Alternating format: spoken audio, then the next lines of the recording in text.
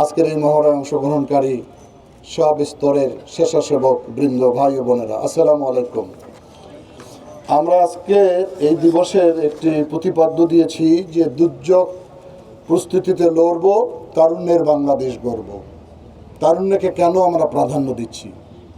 আপনারা সবাই জানেন যে তারুণ্যের উদ্যম, দেশপ্রেম, সাহসিকতাকে আমরা সবচেয়ে বেশি গুরুত্ব আনতে চাই।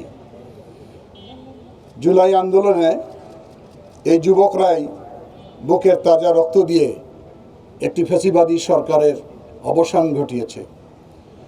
সুতরাং তরুণরাই আমাদের শক্তি, তরুণরাই আমাদের আগামী দিনের ভবিষ্যৎ। বাংলাদেশ একটি দুর্যোগ প্রবণ দেশ। এ দেশের এমন কোনো দিন নেই, এমন কোনো মাস নেই, এমন কোনো মৌসুম নেই যেখানে কোনো না কোনো দুর্যোগ ঘটে না।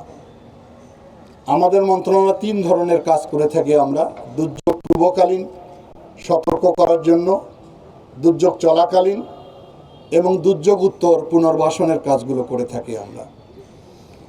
তো বাংলাদেশের এত ঘনবসতি মানুষ আমরা বসবাস করি একটি ছোট্ট ভূখণ্ডের মধ্যে।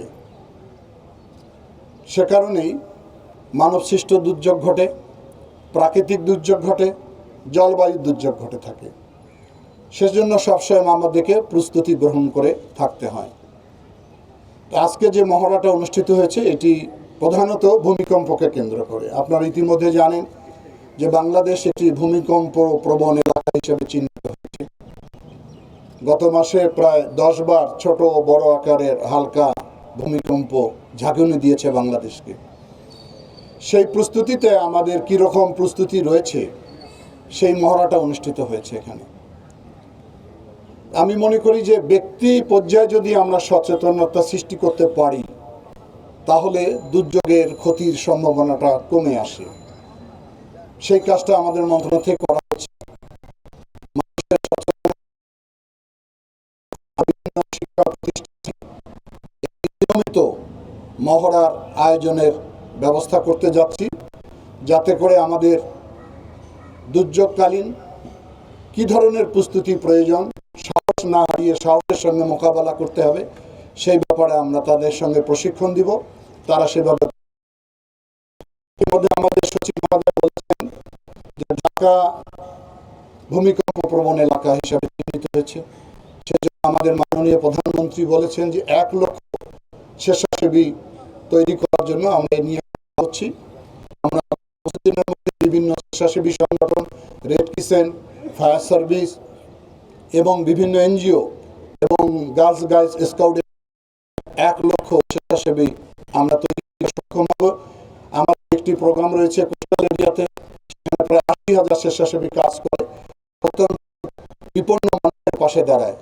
আমরা মনে করি যে আমাদের যদি প্রাক প্রস্তুতিগুলো আমরা গ্রহণ করতে পারি তাহলে দুর্যোগ ঘটে গেলেও মানুষের ক্ষয়ক্ষতির পরিমাণটা কমে যাবে। আমি আর কথা বাড়াতে চাই না।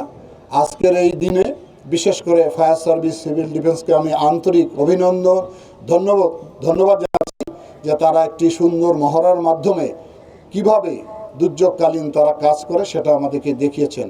আমি ধন্যবাদ জানাই এই শেরেবাংলা কৃষি বিশ্ববিদ্যালয়ের উপাচার্য এবং কর্তৃপক্ষকে, তারা আমাদেরকে এটা ভেন্যু হিসেবে ব্যবহার করতে দিয়েছেন।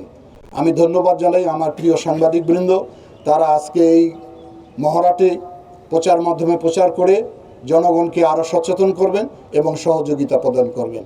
যারা এই মহড়ায় অংশগ্রহণ করেছেন সেই সমস্ত ভাইদের বোনদের আমার পক্ষ থেকে আন্তরিক অভিনন্দন এবং ধন্যবাদ জানিয়ে আমি আমার কথা এখানে শেষ করলাম। ধন্যবাদ। কোনো তত্ত্ব, কোনো উপদেশ অন্তরাতৃপ্ত রাবে স্বর্গ করে মনে হবে শেষ হইয়া হইল না শেষ।